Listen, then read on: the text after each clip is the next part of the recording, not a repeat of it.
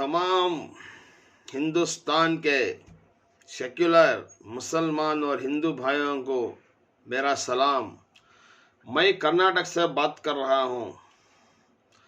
सबसे पहले इस वीडियो को सब्सक्राइब करो और ज़्यादा से ज़्यादा दूर से दूर जाने की कोशिश करो। इसे बहुत सारे ऐसे वैसे वीडियो नाच गाने के काम नहीं आने के उसे सब्सक्राइब करती, लाइक करती, कमेंट्स करती, मजा लेती।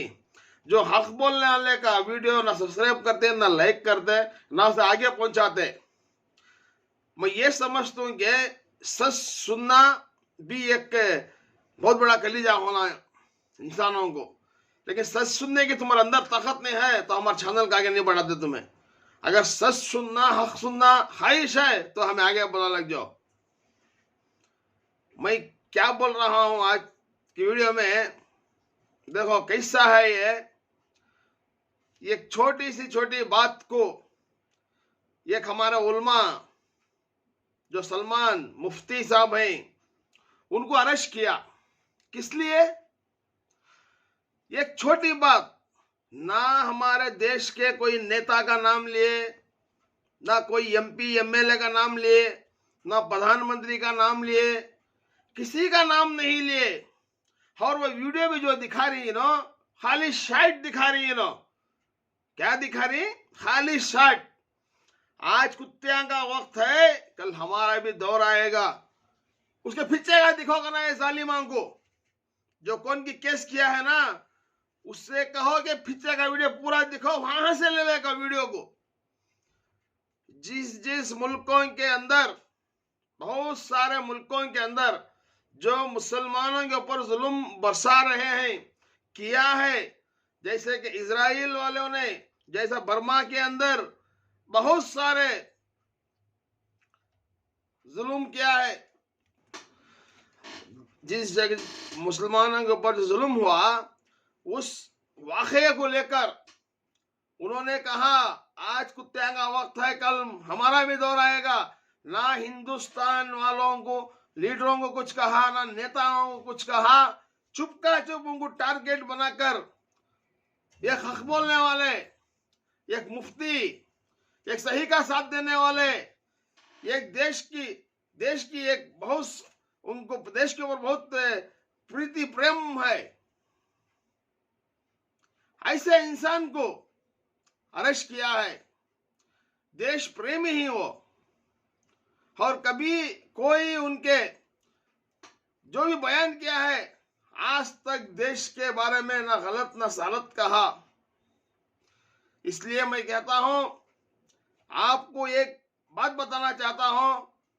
एक हमारे दलित भाई के ऊपर उत्तर प्रदेश में मुंह के ऊपर पेशाब करता है, यही संघ परिवार का इंसान, उसके ऊपर कोई केस नहीं। और हमारे कर्नाटक के अंदर अब मुसलमान औरतों के ऊपर गलत सलत तहमत लगाया। एक प्रभाकर भट्ट के नाम का एक 75 साल का बूढ़ा शैतान मुसलमानों की औरत को हर दिन एक मर्द होना कह के स्टेटमेंट दिया था। ना उसके ऊपर केस ठोका गया, ना उसे अरेस्ट किया गया। ये कैसी इंसाफ है? ये कैसा कानून है? ऐसे जुल्म जो कर रहे हैं मुसलमानों के ऊपर, उन लोगों से कहा था इन्होंने। और एक बात, जो राम जी के बारे में एक उन्हीं का आदमी, एक स्वामी जी कहता है राम को 5 बाप हैं। कितने? 5 बाप का बच्चा है राम। उनका स्वामी ही कहा था ये बात, हमारे पास उसका वीडियो भी है। अगर से वही बात कोई मुसलमान कहता तो उसके ऊपर केस, उसे अरेस्ट, वो आतंकवादी है, ये रामलीला का दुश्मन है। फिर ये स्वामी कौन है कि उसके ऊपर केस नहीं ठोकेंगे? ऐसी बहुत सारे चीजें हैं। और एक लड़का हमारे दलित भाई का पानी पीने की वजह से एक मिस्टर उसे जान से मार देता है, उसके ऊपर कोई केस नहीं। और एक बात, बहुत सारे वीडियोस ऐसे आते हैं, मुसलमानों को तलवारें दिखाते हैं, गन्ने दिखाते हैं, त्रिशूल दिखाते हैं, उनके ऊपर कोई केस नहीं। और एक कर्नाटक के अंदर एक श्रीराम सेना का एक अध्यक्ष है मुतालिक नाम का, वो एक बार कहा था कि भाषण में, मुसलमान की हर लड़की को हमारे लड़के तैयार हैं। उसके ऊपर कोई केस नहीं, उसके ऊपर कोई कार्रवाई नहीं। हमारे उलमा इकराम के ऊपर अंगली उठाना छोड़ दो, बहुत उसका महंगा पड़ेगा तुम्हें। यही उलमा के लाखों सर कटे थे देश की आजादी में, यही उलमा के सर कटते थे ये देश की आजादी के लिए। हिंदुस्तान किसी के बाप का नहीं है, हिंदुस्तान हमारा है। जाओ इंडिया गेट में देखो, आज भी किसके नाम ज्यादा हैं। सब कुछ जान के भी जुल्म बरसा रहे हैं जालिम। और हमारे साथ मुफ्ती सलमान साहब को साथ देने के लिए बहुत सारे साधु संत और हिंदू भाई भी हमारे साथ खड़े हैं।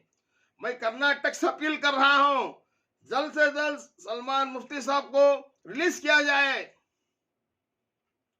लेकिन अगर से उनके साथ जो भी गलत हुआ उसकी सजा तुम्हें ये ऊपर वाला देख रहा है, दुनिया को बनाने वाला देख रहा है, आपको सजा मिलेगी। गुजरात के अंदर 2000 में जो आतंक हुआ था, जब प्रधानमंत्री हमारे सीएम थे वहां पर, बल्किस बानो के केस में उसके घर में रेप करके 5 जनों को मर्डर किया, वैसे जालिमों को लाकर रिहा करते ही यहां पर। आसिफा 6 साल की बच्ची, उसका रेप हुआ, उसके ऊपर कोई केस नहीं, उसके ऊपर कोई कार्रवाई नहीं।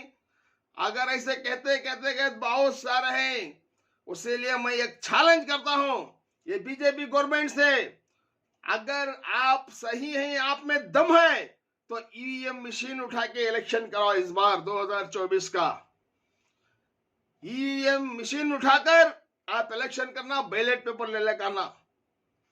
ये इलेक्शन आने की वजह से ऐसे बहुत सारे अभी आगे बहुत चलेगा, क्योंकि सब हिंदू मुसलमान को अलग करके ये हिंदू के वोट लेना चाहते हैं।